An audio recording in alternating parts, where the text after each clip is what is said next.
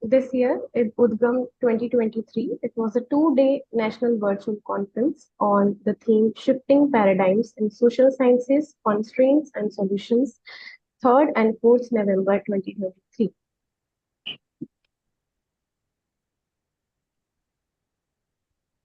Day 1, 3rd November 2023.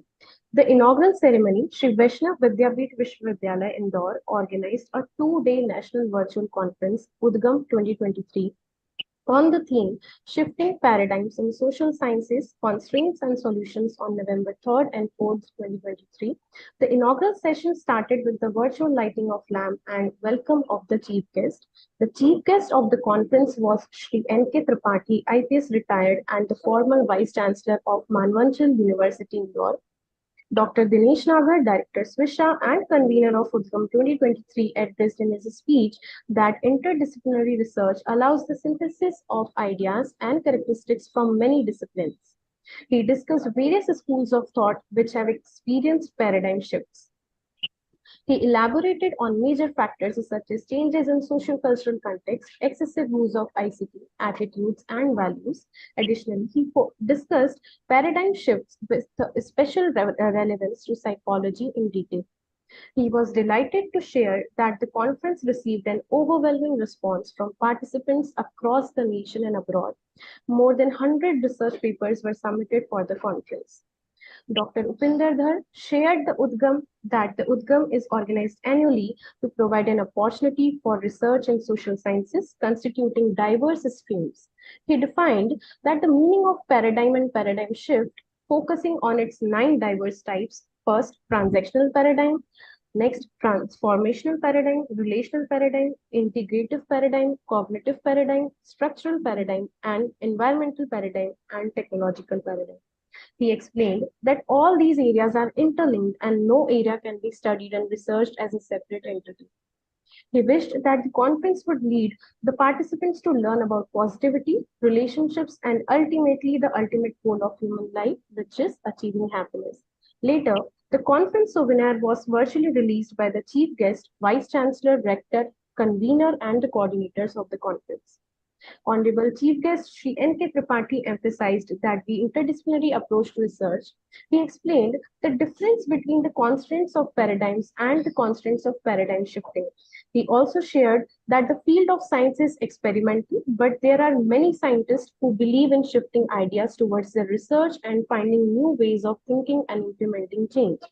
He gave the example of history, illustrating how it was previously understood as the chronology of events, but is now a testament to political, diplomatic, cultural, and economic progress. He stated that this understanding alone represents a paradigm shift which possesses a challenge for researchers to uncover. He also emphasized that the study of sociology at both the micro and macro levels is the most crucial study of the present time. He focused on the theme of explaining the shifting of ideas and thinking patterns, providing various examples such as how the Supreme Court is reinterpreting Article 21, how election commissions are changing their perspective in country electoral operations, and how defense forces are not only safeguarding the nation's borders, but also identifying vulnerable areas of other nations to strategize their military operations. He, at the end, congratulated UDGAM team and wished for the success of the conference.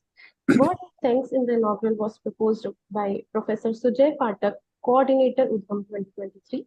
The session concluded with the national anthem. The master of ceremony was Dr. Norbert Solomon and the rapporteur was Dr. Pamela Nee. Next, we had plenary session 1. The session chair was Dr. Dinesh Nagar, Director Swisha and convener UDGAM 2023. He heartily welcomed the keynote speaker, Dr. Abha Chauhan, the first speaker, Dr. Ananta Giri, and the next speaker, Dr. Kamayani Mathur. The keynote speaker was Dr. Abha Chauhan. She was the Director, Center for Kashmir Studies, Central University of Himachal Pradesh. She outlined how social events shape theoretical perspectives in the social sciences, particularly in sociology. She explained the societal transition from macro to micro perspectives, from a structural approach to structural functionalism, and from modernism to postmodernism.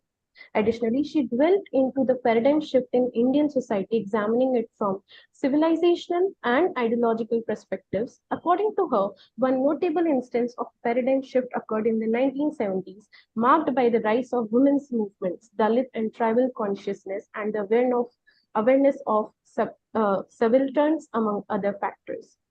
The next speaker was Dr. Anantagiri, Professor, Madras Institute of Developmental Studies, Chennai. He enlightened us about transitioning from the pathology of conventional paradigms to new paradigms, emphasizing our focus on interdisciplinarity, hermeneutics of self, knowledge, and society. Additionally, he discussed the significance of multi-topical and multi-temporal hermeneutics, exploring the link between transdisciplinarity and transmodernity. He also emphasized the pragmatics of communication across disciplines to create an immanent field of communication and sharing where different disciplines converge on one or multiple themes. The next speaker was Dr. Kamyani Mathur, professor and head psychology, Gujarat University, Ahmedabad. She explained health psychology, focusing on the psychological factors that influence physical health and well-being. She discussed the key features of the mind-body connection in traditional health psychology, the scope of traditional and contemporary health psychology, intervention strategies, quality of life, historical context, patient-provider relationship, health disparities, behavioral approach, and its theoretical foundations. Additionally, she also elaborated on the application of behavioral economics and nudge theory for mobilizing individuals towards health-enhancing choices.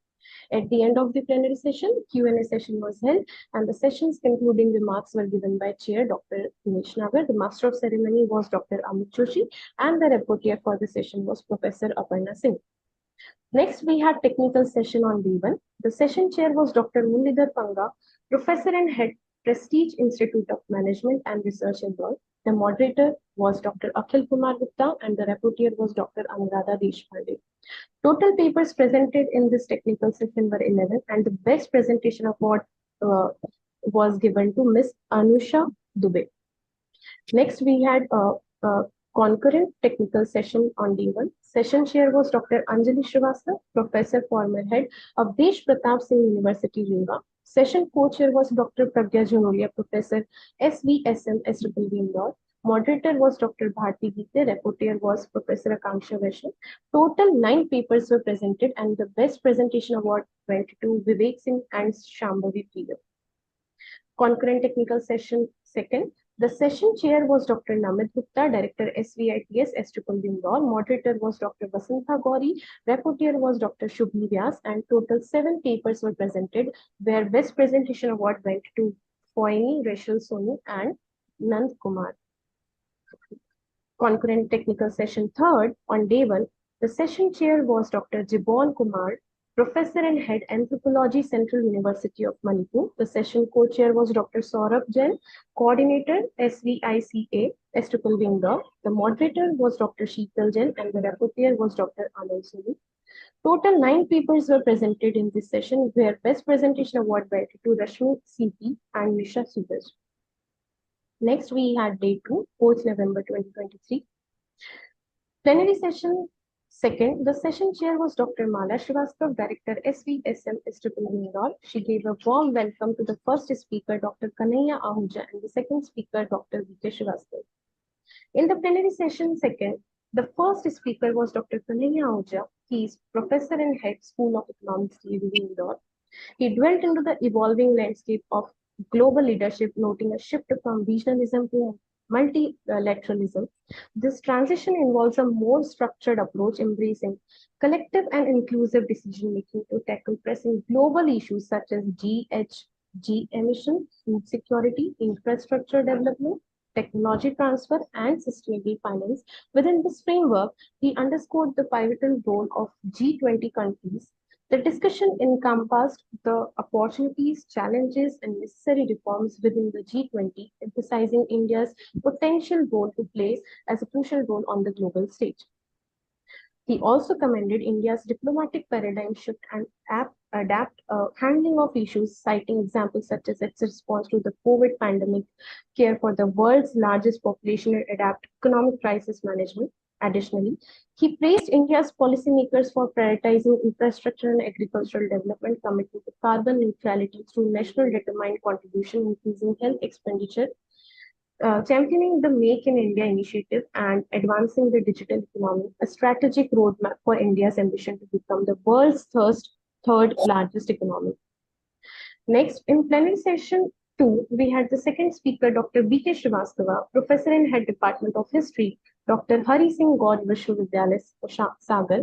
He shed light on the contemporary relevance of the Gita and Upanishad, urging us to draw inspiration from the teachings of Dayanand Saraswati and Mahatma Gandhi. According to him, exploring the wisdom within the Vedas and Upanishad offers insight into addressing modern challenges. Additionally, he advocated for a new paradigm shift called applied history. He also dwelt into the concept of joy, asserting that it arises in the absence of thoughts and can be amplified through practices such as meditation, gratitude, optimism, and self-control. He made a thoughtful observation saying, opt for enrichment through gratitude instead of draining yourself with complaints. The discussion extended to the significance of folk songs and historical figures like Maharshi Shushar and Rani Lakshmibai in shaping character and fostering good habits. The plenary session second was ended with the Q&A session, and the session concluding remarks were given by the chair, Dr. Mala Srivastava. Master of ceremony was Dr. Anup Kande, and the rapporteur was Professor Salman Aklasia. Next, we had plenary session 3. The session chair was Dr. K. N. Guru Prasad, Director, SVIS, SVV Indore. He enthusiastically greeted the first speaker, Dr. Ruchi Dassidar Ghosh, and the second speaker, Dr. Sanjeev Gupta. The first speaker in this session was Dr. Ruchi Dassidar Ghosh. She is Professor and Head Sociology, Barkatullah University, Bhopal. She discussed the crucial role of society in shaping economic dynamics during her discourse. India's economic prowess stands out significantly, positioning the nation to assume the role of a global negotiator given the substantial presence of Indian exports in various foreign countries. However, she also drew attention to the enduring impact of colonization on economies, not only in India but worldwide. Furthermore, she highlighted the threat posed by natural disasters to the global economy. She advocated for setting boundaries on globalization, particularly in the context of colonization, and emphasized the need for establishing frameworks for environmental control. She called upon Indian sociologists to actively engage in reshaping societal mindset, particularly regarding the caste system, through initiatives focused on societal advancement. In conclusion, she emphasized that the effectiveness of any tool or approach is contingent upon the societal system in place. The next speaker in this plenary session was Dr. Sanjeev Gupta, Professor Makhanlal Chaturvedi, National University of Journalism and Communication, Bhopal. He conveyed his views on the important role of mass communication in societal progress. Regarded as the fourth pillar of democracy, mass communication spans from online education to political discourse fueled by technological advancements. The traditional chalk and talk culture has evolved into virtual and augmented reality experiences. During the challenging times of the COVID pandemic, social media and mass communication played a crucial role in maintaining a delicate balance. In the current landscape, online education system, smart classrooms, and digital platforms have become integral components of developmental initiatives. This session was ended with the Q&A session, and the session's concluding remarks were given by the chair, Dr. K. N. Guru Prasad, where Master of Ceremony was Dr. Norbert Solomon, and the rapporteur was Dr. Anand Soil. Next, we had technical session on D2. The session chair was Dr. Rekha Acharya, Dean Faculty of Social Sciences and EC member DAVV Indore. The session co-chair was Dr. Rupa Shinde, Professor and Head Humanities, Swisha, SWV Indore. The moderator was Dr. Varsha Sharma and the rapporteur was Professor Salini Akwasi. Total 6 papers were presented, where the Best Presentation Award went to Nikita Srivastava. Concurrent technical session 1 on the day 2, the session chair was Dr. Suresh Makwana, Professor and Head Psychology, Sardar Patel University, Gujarat. The session co-chair was Dr. Uttam Sharma, Coordinator, SVIHS, SWV Indore. The moderator was Dr. Amit Joshi and the rapporteur was Dr. Pamela Nima. Total 12 papers were presented, where the Best Presentation Award went to Tanishka Desai and Vibhuti Thapalya. Next, concurrent technical session 2 on day 2 was chaired by Dr. Harvinder Kaur, Professor and Head Psychology, MIT University, Noida. The session co-chair was Dr. Vishal Yadi, Coordinator, Sri Vaishnav Institute of Fine Arts, Architecture, SWV Indore. The moderator was Dr. Sandeep Pandey, rapporteur was Professor Akanksha Vaishnav, and the total 7 papers were presented, where the best presentation award went to Ms. Swati. Next, we had concurrent technical session third on day 2. Session chair was Dr. Chandrani Sen, Professor and Head Psychology, Jaipur University, Rajasthan. Session co-chair Dr. Jigyasu Dubey, Head IT, SWV Indore. Moderator was Professor Aparna Singh, and the rapporteur was Dr. Anuradha Deshpande. Total 4 papers were presented in this session, and best presentation award went to Dr. Anuradha Deshpande. Here we come to the valedictory ceremony. Total registered participants in this conference were 130, total papers received were 103, and total papers presented were 94. So we have with us our chief guest, Dr. Sudhir Gavani, former Vice Chancellor of Yashwantrao Shravan Maharashtra Open University and Mahatma Gandhi Memorial College, Maharashtra. The master of ceremony in this session is Dr. Sheetal Jain, and the rapporteur is Dr. Anand Sood. Thank you. Thank you so much, Ritika ma'am. Cultivating the feedback of our participants is essential to us. We are genuinely excited to gain insights from your experiences, as your valuable input will play an important role in shaping and enhancing our future events. So, I would like to start the first participant here for the feedback, Mr. Govind Singh. Govind sir, are you here? Mr. Govind Singh, please unmute yourself.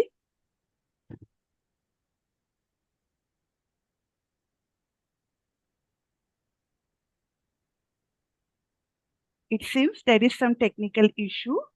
Ma'am, एक minute. Okay, no sir, take your time.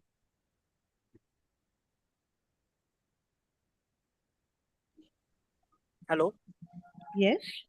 हाँ sorry ma'am No, मैं sorry एक programme में हूँ, university का programme है, तो उस वजह से उसमें मैं मीटिंग में था। जैसे कि मैं 2 दिन से आपके प्रोग्राम को देख रहा हूँ, बहुत अच्छा व्यवस्थित तरीके से और बहुत से पेपरों को यहाँ पर शामिल किया गया।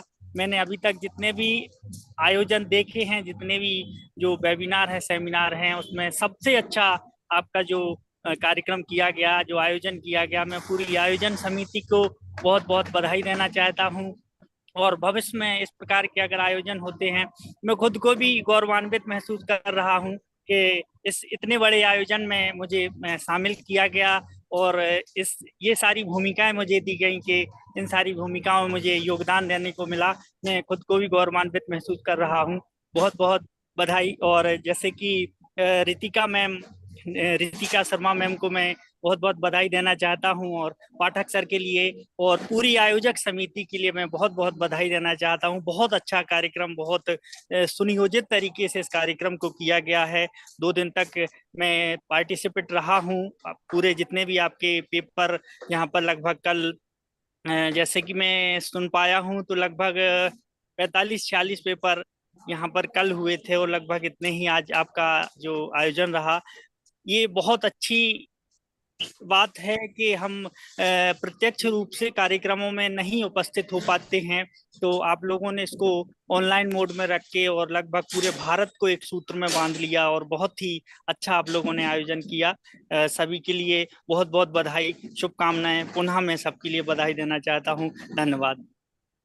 Thank you so much, sir. Thank you so much for your enthusiastic feedback to us. Next, we have with us Miss Suchi Vyas. Good afternoon to all esteemed guests. My name is Shachi Vyas. And Suchi ma'am, Suchi, please unmute yourself. Hello. Yes. Hello. Yes, now you are audible. Speak loud. Good afternoon to all esteemed guests. My name is Shachi Vyas, and I would like to take this opportunity, firstly, to thank UDGAM for providing such a great platform to present my very first research paper. Here we got to discuss with and learn from our peers and experts. Additionally, the addresses by the patrons and chairpersons and all the other researchers that were present, covering such a vast range of topics. They have been so informative. The conference has been truly enlightening from start to finish, facilitated by the wonderful coordinators at Sri Vaishnav University. So, once again, thank you very much and best wishes. Thank you so much, Suji. Dear audience, it's a privilege to invite the person whose boundless motivation and visionary leadership have been the guiding light of this conference. Please join me in extending a heartfelt welcome to a true source of inspiration and storehouse of knowledge, Honorable Vice Chancellor and Patron UDGAM 2023, Dr. Upinder Dhar, for giving concluding remarks. Sir, please. Good evening to all of you. At the outset, I would like to welcome chief guest on this occasion, Dr. Sudhir Gohani ji, former Vice Chancellor, Maharashtra Open University, Dr. Dinesh Nagar, all other directors, deans, guests, delegates, and friends. I'm happy that this conference, two-day conference, has been organized very successfully, and 94 papers have been presented yesterday and today. Well, the theme of this conference has been, as I mentioned yesterday also, is very timely, and because here we talk about the paradigm shift and then constraints and solutions. There are several issues that we can see today. For example, the fervor of relationship within a family is changing. Today, we see that various family members sitting in the same room are busy with the mobile. Everyone is enrolled in his own or her own world. Or maybe a few years back, I had attended an international conference, and there was a very senior professor from Turkey. He said that technology has harmed the marriage system. And then he explained that, see, in many of the homes, what is happening, that wife is mostly busy with the television, husband is busy with his laptop, working on the laptop, and children are busy in their own world using mobile phone. Though they live in the same home, but they are not directly interacting. And as this technology has grown, he tried to prove it statistically that the rate of divorces have increased in Turkey. Well, coming to today's perspective, it is a fact to a great extent. The way we relate to each other today is different. We do not have that personal touch. Now we are losing hold on that personal touch. There could be high-tech, high-touch relationship that we can see today, that we're seeing today. This high-tech, high-touch relationship is creating a totally different perspective. It is totally different from how it used to be earlier. Therefore, there is a potential, there is scope for studying it. We need to plan certain research studies and understand the fervor of relationship, the fabric of relationship that is changing, because it is not the same as it used to be earlier. We used to take pride in having friends, meeting often, meeting very regularly and frequently. But today what is happening?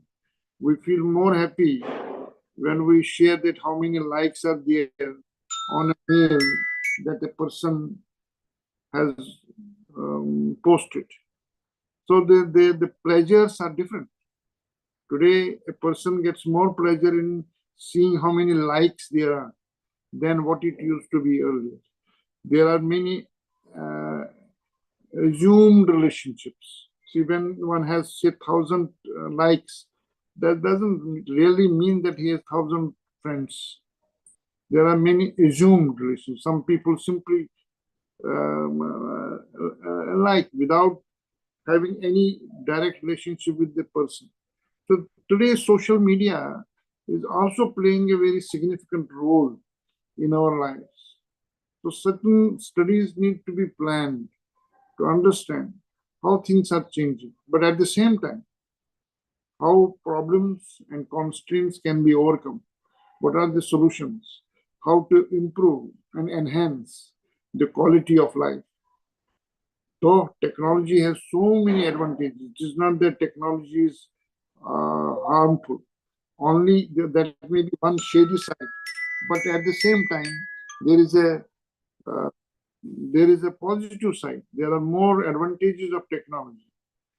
The quality of life we know has already improved in almost all domains of life have improved because of technology. But then we have to be very careful. We need to use technology for good, not for dependence. Say we are seeing today amongst the youth, the dependence on mobile. Dependence on mobile, why that dependence is there and how to overcome that. So there are similar such issues. So from the sociological point of view, from the psychological point of view, from the economic point of view, from anthropological point of view, such issues need to be studied. I'm sure that some of the studies which have been shared during this conference may be answering some of these questions. But at the same time, this paradigm shift is so significant dimension that more works can be done, and we need to plan studies and see cross-cultural issues. There are many cross-cultural issues. There used to be a time when we would say geographical distance used to have a meaning, but today, because of the technology, this geographical distance is losing its meaning. But then at the same time, are cultural issues also losing the meaning? Perhaps not. So then what are the issues which are emerging today, and how to handle those issues, how to deal with those issues? Ultimately, purpose is to improve the quality of life. As Dr. Nagar was mentioning yesterday in the morning, that positive thinking, positive psychology, that positivity is important in life. But at the same time, we need to learn how to ensure that, how to enhance that positivity. That learning aspect is very important. As we these days we keep on saying that learning is a continuous activity. It has to be a continued learning, continuous learning, lifelong learning. We talk about lifelong learning today.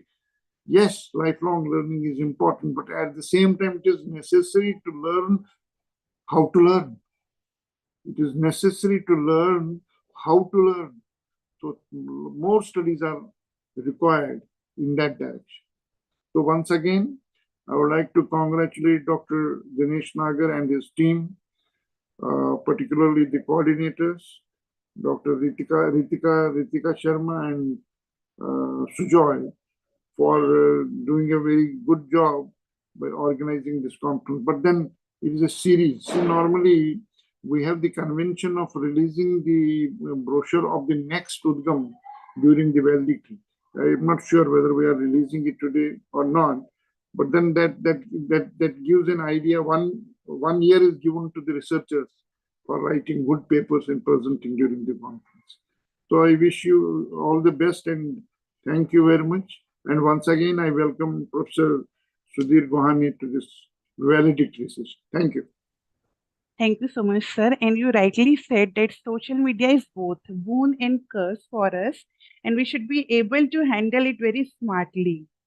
I would like to invite now Dr. Pamela Nima, Associate Professor, Department of Humanities, to introduce our chief guest, Dr. Sudhir Gawhane, to the gated audience. Ma'am, please. Thank you, Sheetal ma'am. Ladies and gentlemen, I feel honored to introduce you to such a vibrant personality for whom my words fall short. Today we have with us Dr. Sudhir Gawhane as a chief guest for the valedictory session of two-day virtual national conference, UDGAM 2023. Dr. Sudhir Gawhane is an acclaimed academician, quality assessor, and media ICT expert. Sir has served in various capacities, including Vice Chancellor of MGM University in Aurangabad, Maharashtra. He has significant experience in university-level teaching, research, and leadership spanning over 35 years.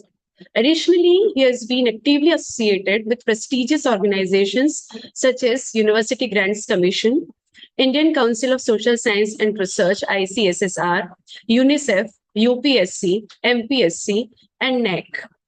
He has also held positions such as former Director General at MGM Group of Institutions in Aurangabad and former Director of National Outreach and Network at MIT World Peace University in Pune. Furthermore, Sir has served as the former Dean of Liberal Arts, Science and Commerce at MIT World Peace University in Pune, India. He has also been a professor and head of the Department of Mass Communication and Journalism at Dr. Baba Saheb Ambedkar Marathwada University, BAMU in Aurangabad. Moreover, he has contributed as a quality assessor for NEC in Bangalore, where they have visited more than 75 universities and colleges for quality assessment purposes. Additionally, his expertise extends to the field of entertainment and media, where he has served as an expert member in the entertainment and media sector at the School of Vocational Education, Tata Institute of Social Sciences in Mumbai.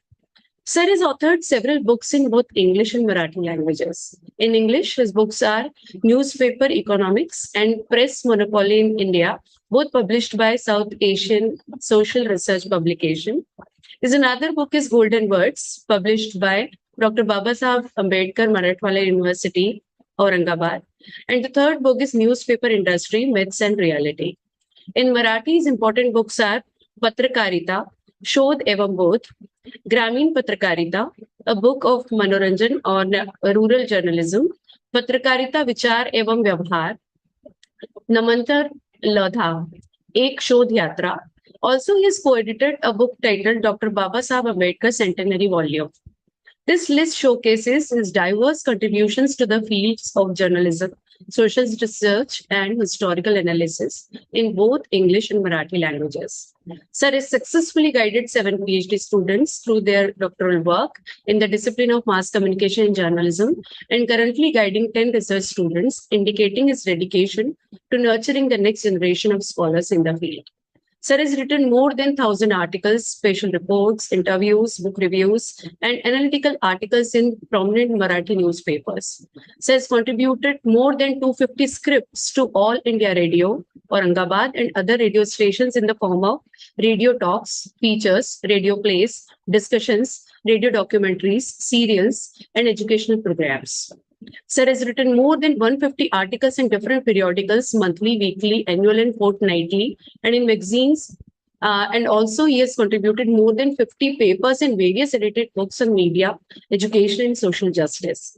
The list of Sir's achievements and works goes on endlessly. Sir, it is such a humbling experience for me to read your profile. So, without much ado, I now invite Dr. Sudhir Gawhane himself to address us. Over to you, sir.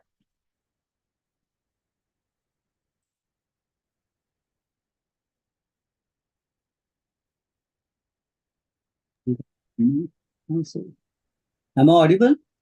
Yes, sir, Yes. you are. So, good evening to everybody.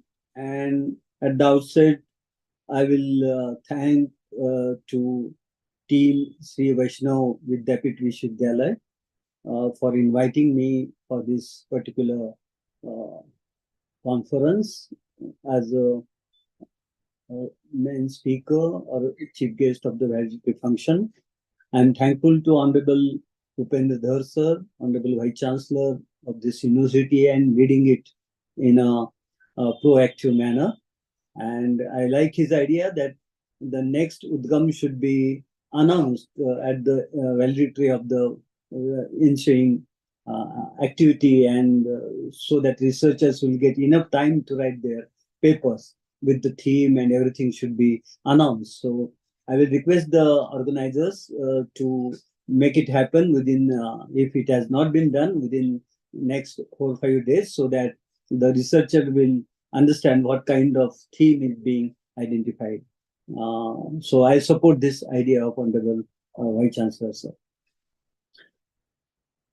The concept of paradigm shift has been discussed during last 2 days in 100 plus research papers dealing with different disciplines, from economics to psychology to media to other disciplines of social sciences, from historical angle. All disciplines were discussed. And I like the themes also of the papers. I just overview the overall papers presented and topics of those papers. It seems it has tried to, identify and touch the umbrella of social sciences in all. So I congratulate the organizers, and most importantly, all participant researchers coming from different universities and colleges in India. The basic concept that paradigm shift in the social sciences, I personally feel, and I have sent my abstract also, that what we need is transformative multidisciplinary mindset. This is what is required. Transformative multidisciplinary mindset. Though our NEP 2020 speaks a lot about multidisciplinary research and education, and there is a concept in NEP 2020 that multidisciplinary education and research universities, MERU universities, converting the present university system into the MERU system, that is multidisciplinary education as well as the research universities. But if you see on ground, these are the words being used in seminars like this and discussion about the NEP 2020 like this. But on the ground, if you try to see whether our board of studies are coming together, different board of studies coming together, designing a multidisciplinary curriculum, or working on that, undertaking multidisciplinary research initiatives, research projects, all these are missing, barring a few respected universities' initiative in this direction. So I appreciate that. But overall, if you see, the departmental compartmentalization as well as the discipline compartmentalizations are intact. And even there is no communication between the teachers of the different departments and different schools, and there is no academic and knowledge interplay between them. So there is no institutional interplay, there is no interplay between the researchers and academicians, there is no design of multidisciplinary curricula, and no implementation in this area. So this is what required, because we are in the conventional mindset of disciplinary boundaries and research. We have to break those boundaries. And for that, I personally feel that what is required is transformative multidisciplinary mindset in the minds of the teachers and their students, and even the academic leadership of the institution working on the various levels. And this is the most important aspect in the change management.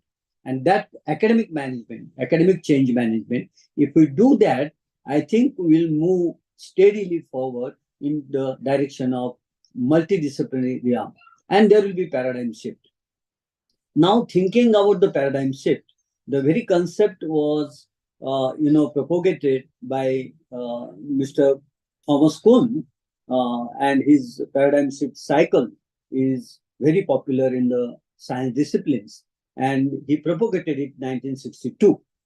And in that, the same kind of scenario was faced by the basic sciences and natural sciences at that time in the 60s, and he put his paradigm shift in a format which is known as, Kuhn cycle.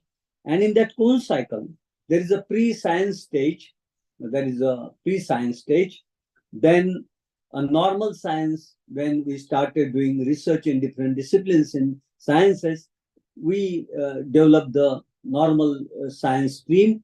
And then the model drift has come because of new concepts, new realities, new facts, and changes in the dimension of the science and technology environment around us. And because of that, model crisis has been. The established models of science and technology were not useful, not applicable to the present times facts and realities. And because of that, model crisis has come. And because of that, after that, the model revolution has emerged into the sciences disciplines. So that model revolution has tried to encompass and accommodate the new facts, new realities, new challenges, and broke the traditional realities of the science. The conventional path of science and unconventional path of science was adopted. And then, because of that, paradigm change has occurred. And because of that paradigm change, the paradigm shift has noticed. And therefore, this is the Kuhn cycle. And now we have to think in terms of social sciences, how we can move ahead in such kind of cycle in social sciences, humanities, and arts.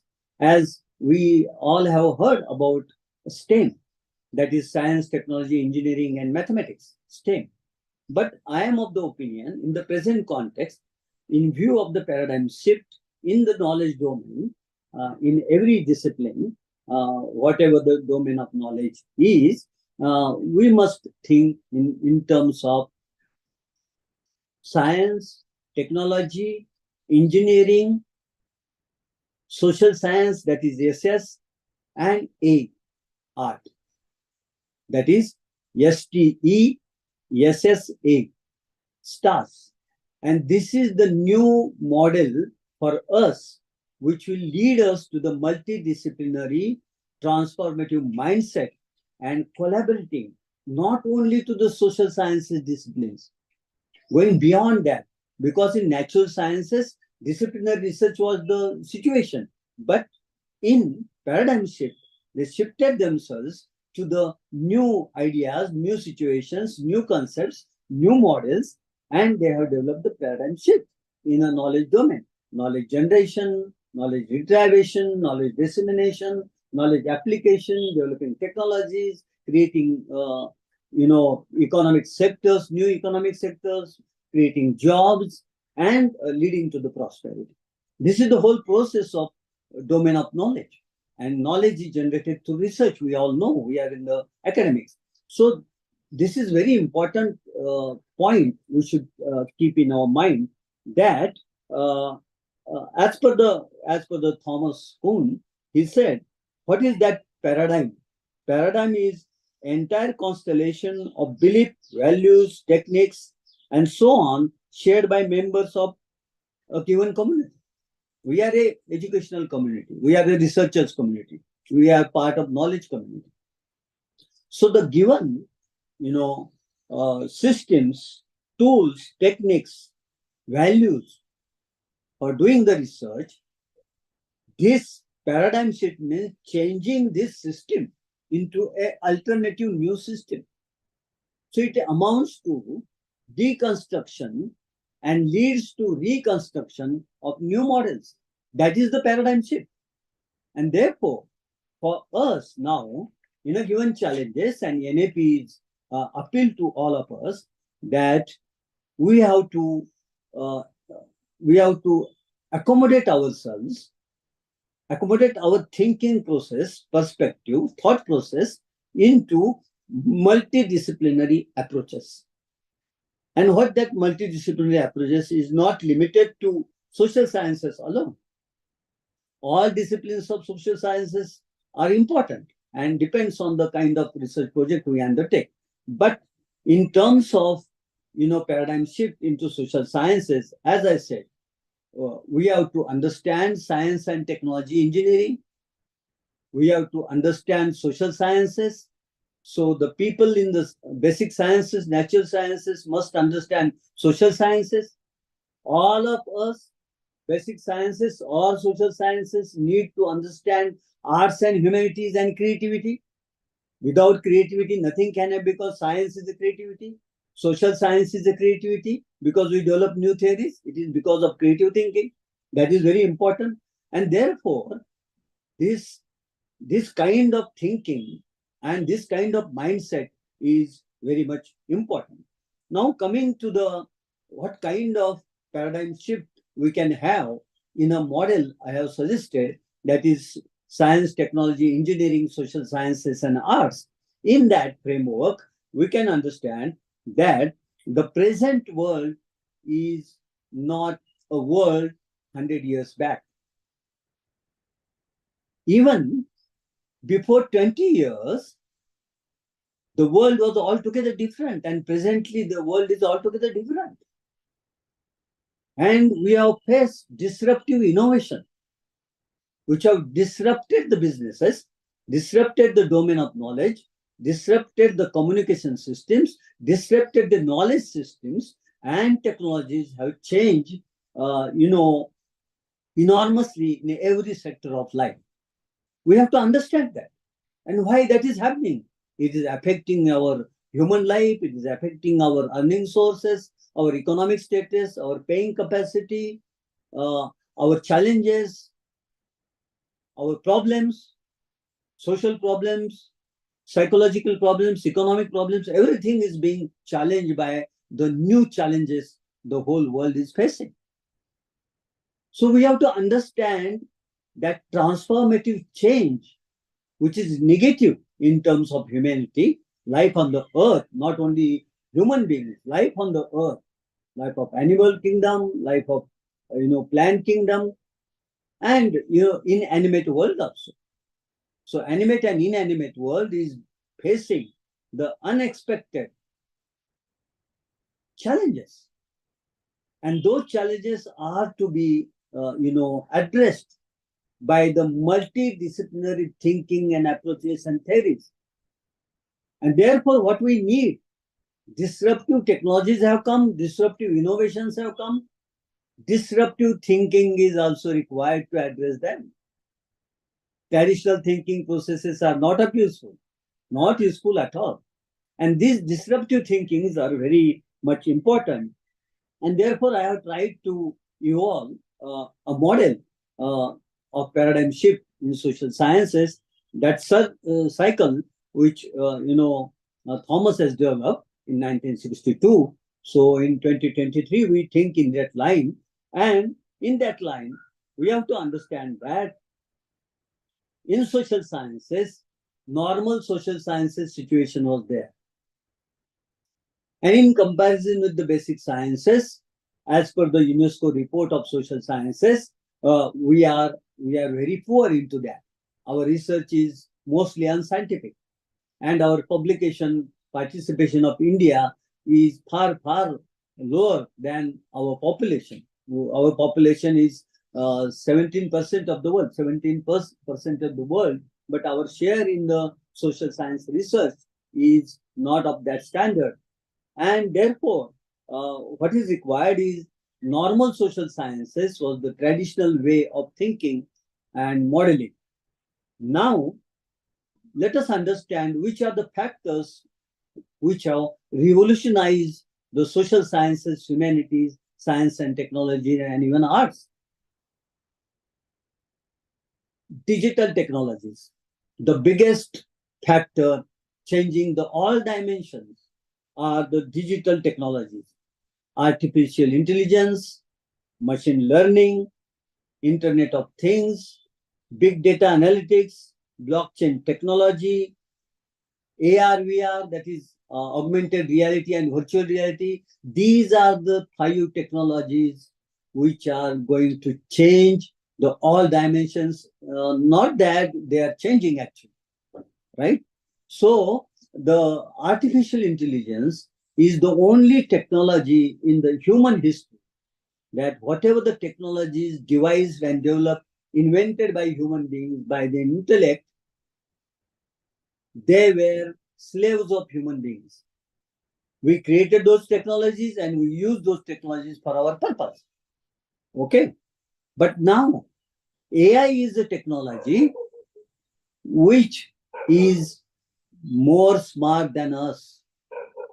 They are more intelligent than human beings. Their calculations are very with precision. And in that scenario, one author has written one book who was in a Google, and he has written that book, Scary Smart, Fearful Smart. This technology is fearful smart. And therefore, it is very difficult for the human beings to face that technology, survive in that technology, keep our human society intact. It's the biggest challenge. Technology is supporting us in every aspect, every life. AI is beneficiary, no doubt, but AI is creating threats. So how to address these threats? Unless and until social scientists understand this, they will not study the possible impact on the society, on the psychology, on the economics, on the job, every aspect. All these are social science related aspects. So we have to understand these, digital technologies and their possible impact, which is already happening globally as well as nationally in our country too. And what are the emerging opportunities, what are the emerging challenges we have to understand. The next important factor is, and which is very important in my opinion, and that is socio-cultural conflicts. Social cultural conflicts, which were 100 years back were the severe, now they have re-emerged. And now we are seeing the wars are happening in view of geographical area, their emotional attachment, cultural attachment. The world is not unilateral. There are groups, different groups, and playing differently for the different purposes. And in that environment, war, now we know the war is on. Gaza and Israel war is on, Russia and Ukraine war is on, and many countries are involved into that. Just imagine with Palestine, 56 countries are supporting that. And at the same time, Israel is also being supported by US and European Union. If this kind of support emerges, what will happen to the world? Whatever the development and achievement we have done during last 5-6 decades, they are at stake. And I will just show you few important points into that. I will just read world's largest military spenders as per the 2022. 15 countries which are the largest spenders in terms of military expenses together accounted for 82% of the world's military expenditure. Only 15 countries. And they speak about world peace. Surprising, right? And their total expenditure, putting together all the 15 countries, leading countries, is $1,842 billion. Just imagine the amount. And therefore, that the increase in the expenditure is accounted for 19%. And therefore, we have to think in that line how we can achieve the global peace by concept of Vasudhaiva Kutumbam, Indian ethos. How we can establish global peace with the Gandhian principles or Buddha's principles for that matter. This is the thought and process, which is a social science, which can reach out to the different communities, different nations and societies, and try to bring them on same page of global peace. If global peace is not there, whatever we will achieve, it will be destroyed. We have to understand this. And therefore, this is a major socio-cultural economic problem of the world. And the scientists and the researchers in social sciences must study. I am a social scientist.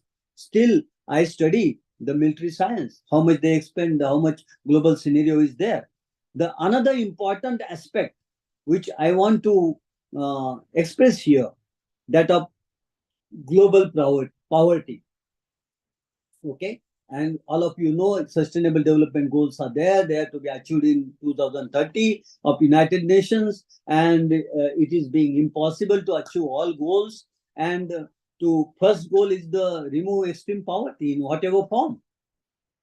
But in the present world, there are 1 billion people in the world which are in the extreme poverty status. And extreme poverty is defined as earning $2.15 per day. $2.15 per day. And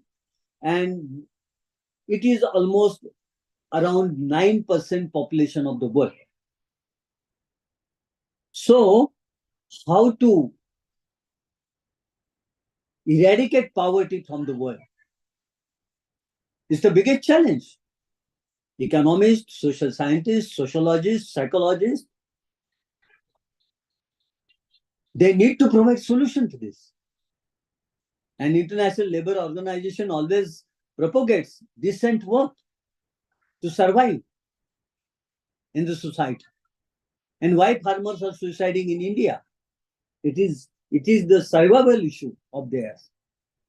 And therefore, we have to address all these issues, maybe national, maybe global, maybe regional, maybe local, but they are taking us to the global scenario. And we have to address that. And these emerging challenges which are coming out is not that everything is fine in the world. World is also in conflict situation, in challenging situation, socio-economic challenges, cultural conflicts are there, and we have to accommodate all kind of thoughts and processes and receptive to the other. The other important factor is I would like to mention here that I will suggest, those who are from economics and psychology and sociology, that multi-dimensional poverty index is being devised. Many economists are knowing this. So multi-dimensional poverty index is not only evaluates the calories, okay? The calorie system has gone now. So multi-dimensional poverty index means having,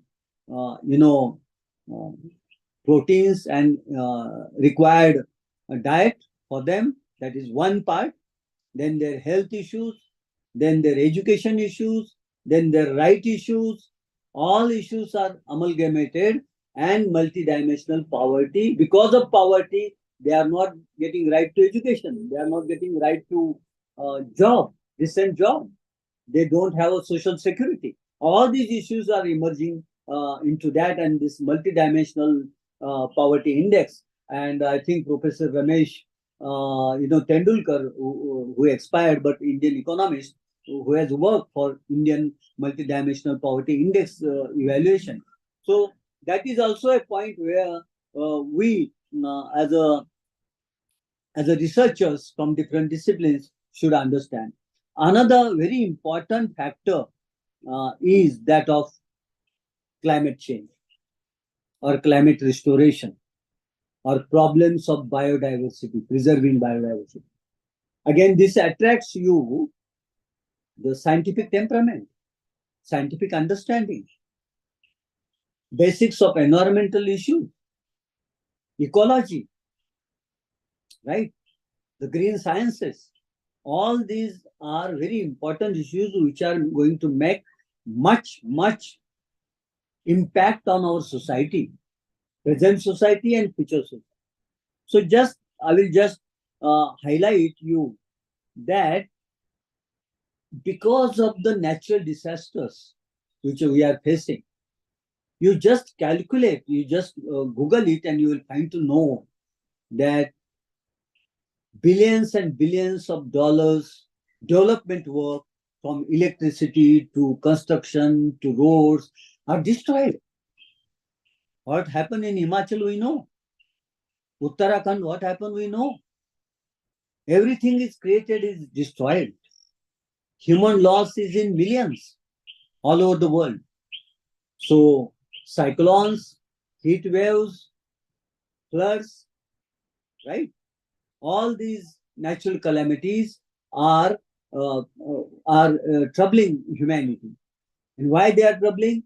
Because being a talented so-called human beings, like animals on the earth, we have destroyed the balance of ecology. We are responsible in the name of development.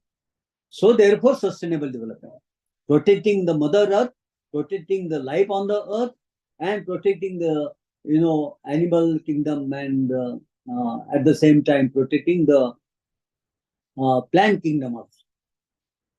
As per the estimation of the United Nations, 1 million species of animals and plants are being extincted.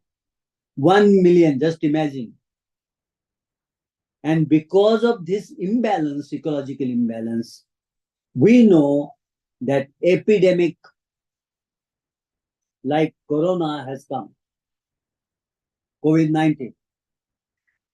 And from 2010 to 2023, we have experienced many such diseases which are called as zoonotic diseases.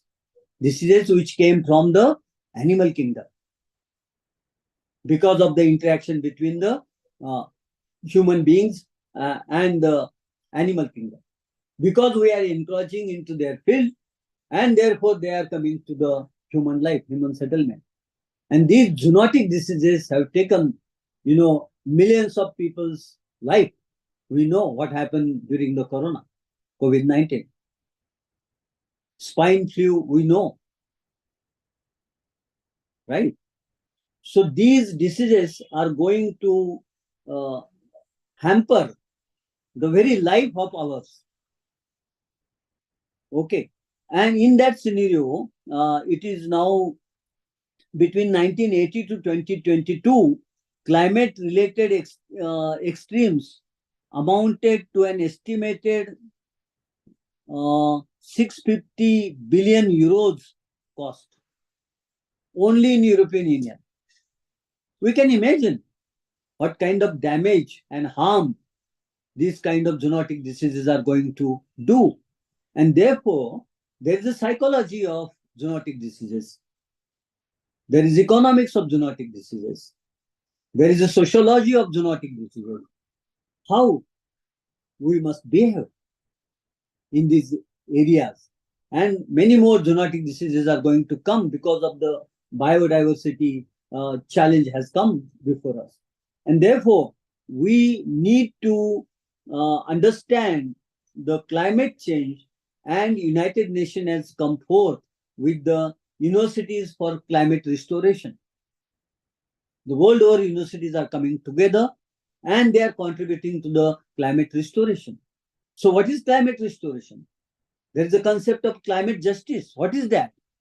We have to understand that. Okay. And biological poverty line. There is a new concept by Yuval Noah Harari, who is the greatest philosopher of our times. His latest book, The Brief History of Tomorrow. What's the concept? Brief history of tomorrow. What is going to happen tomorrow? He discusses about that.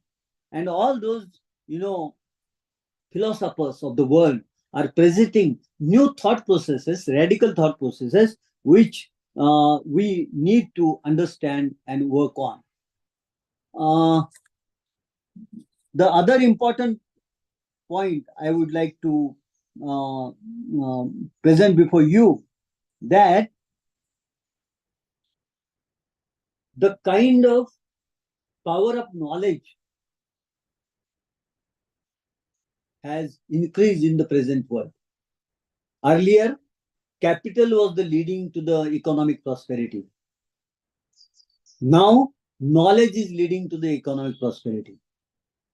And knowledge is created by R&D, research and development. So Global Innovation Index is being prepared every year. And India stands with 48. So where innovations are happening more, those countries are prospering more. Right? So what we need is disruptive innovation. For example, there are teachers who are from economics and even commerce. They need to understand and study the different dimensions of unicorn companies. Unicorn companies are disruptive innovation in the business, and within 7 years of time existence, they create a business of $1 billion. Means 100 billion rupees within 7 years of time. And they use the technology.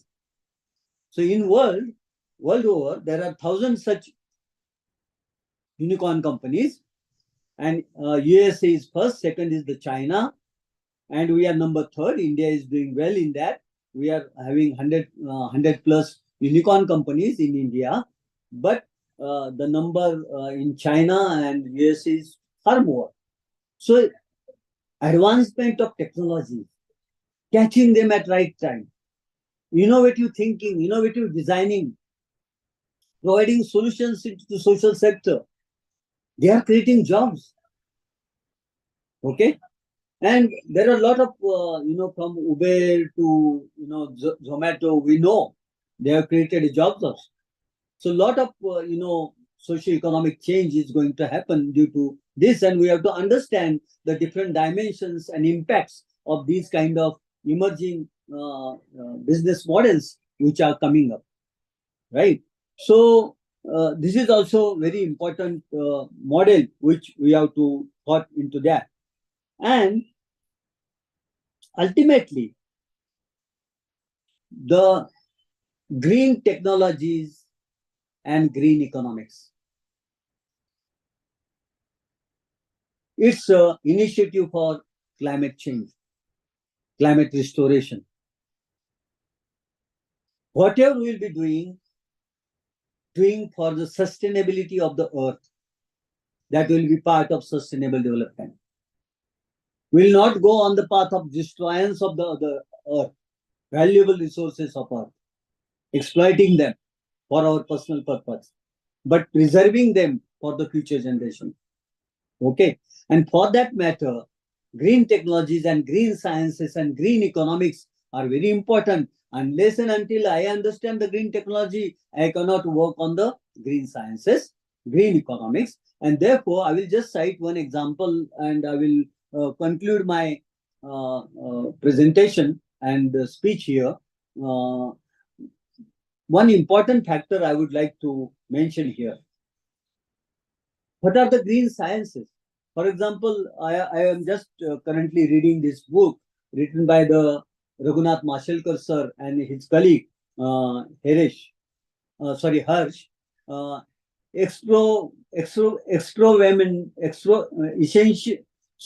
Exponential improvements through converging parallels. Exponent. That is exponential development. He has coined new word. Exponent. Right. So in this, Mashelkar sir, who is a great scientist of our country with 300 plus patents to his name, he suggested, see, I would just want to mention that we know termite, right? They enter into the wood and every part of us, and through termite they create hollow part into the whatever the material we use. So by using this technique of termite, sustainable air conditioned buildings are built now. Just imagine one small observation of one scientist, that how termites work and function, And what they do, that one idea was converted into new sustainable air conditioned system and buildings. Just imagine the power of observation, right? So therefore, such kind of initiatives are very important. I will mention one more example and then I will close my presentation here and communication here. That is about, there is Dr. Anita Deshpande, who has done BTech and MS from USA. And from the beginning, she decided that I will work for sustainable development, United Nations mission of sustainability. And she loved the Gandhian thought and she was in that thought process. And after coming back, she decided that I will do something for sustainability. I will do business, but do it for the sustainability. She belongs to Dadar Nagar Haveli. That's a tribal area near Goa, we know. And there, her aim was to provide some job to tribal women of Dadar Nagar Haveli. Okay. And in that fashion, she asked them to collect plastic. Okay. She gave them the charkha to convert that plastic molding into a fiber, plastic fiber, paid them. So they started earning, okay, for their families, tribal women. And she established her unit in Pune and her brand name is Recharkha.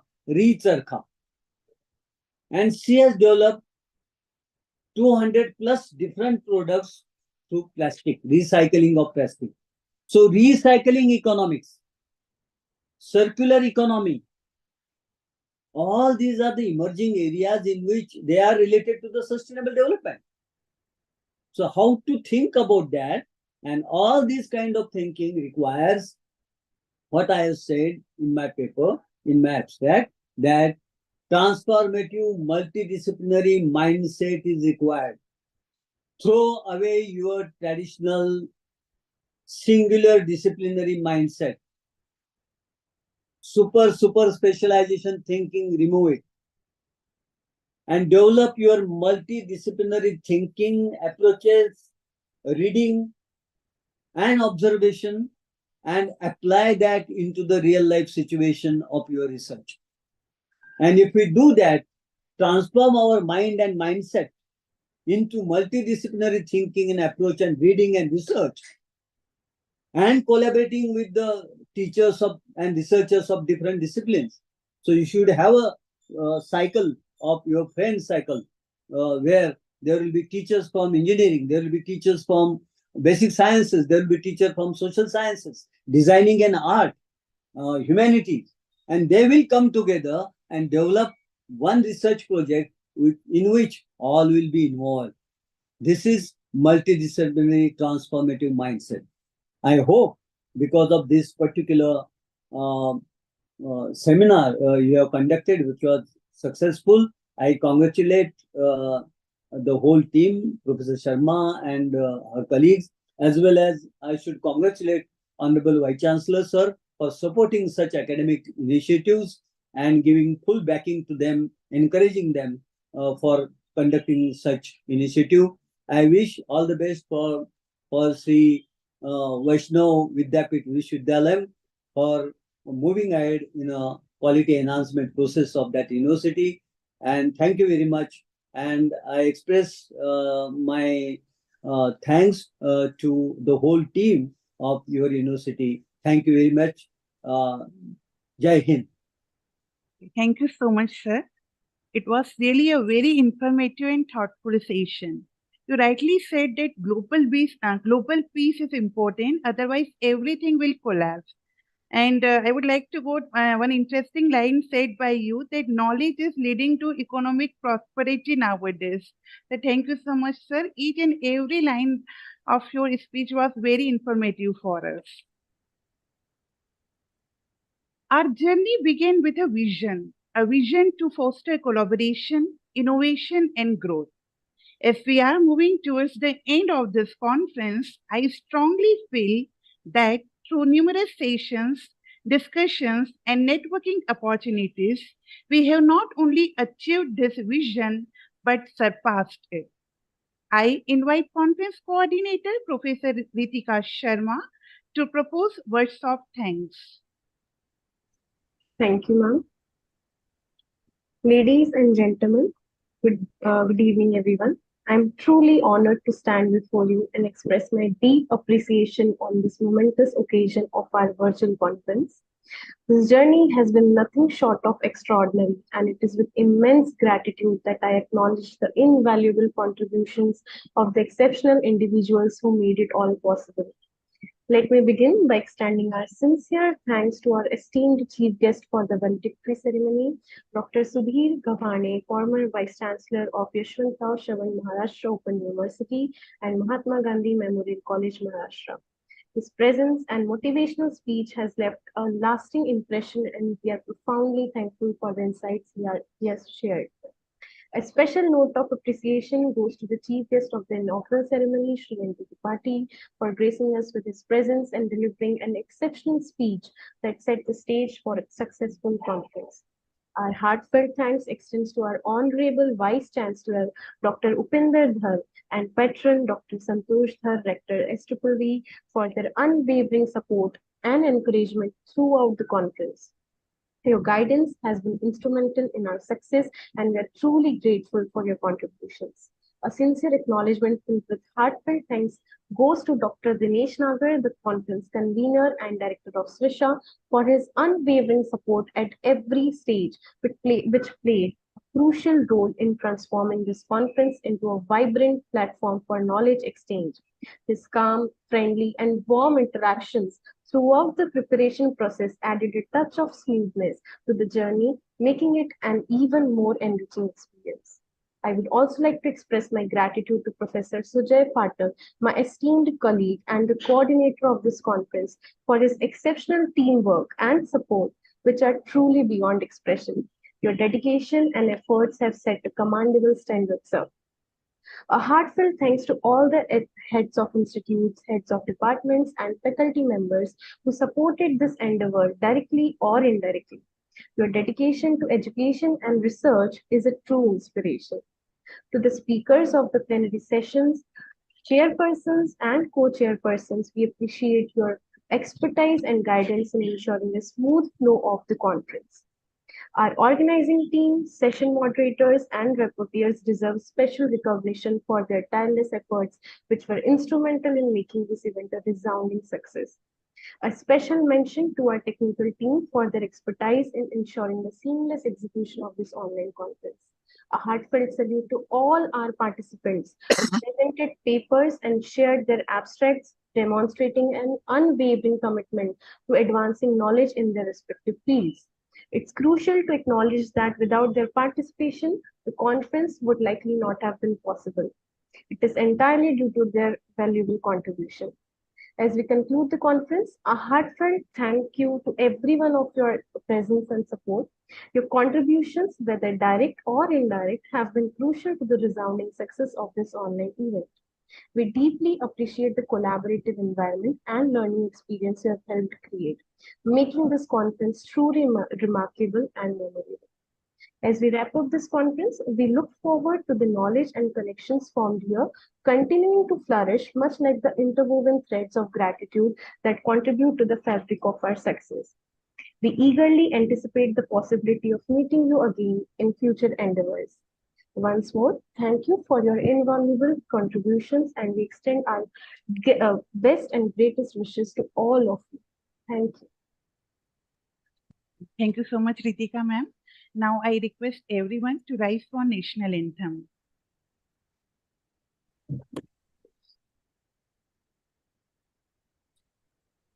जनगण मन अधिनायक जय हे भारत भाग्य विधाता पंजाब सिंध गुजरात मराठा द्राविड उत्कल बंगा विंध्य हिमाचल यमुना गंगा उच्चल जलधि तरंगा तव शुभ नामे जागे तव शुभ आशीष मांगे गाहे तव जय गाथा जनगण मंगलदायक जय हे भारत भाग्य विधाता जय हे जय हे जय हे जय जय जय जय हे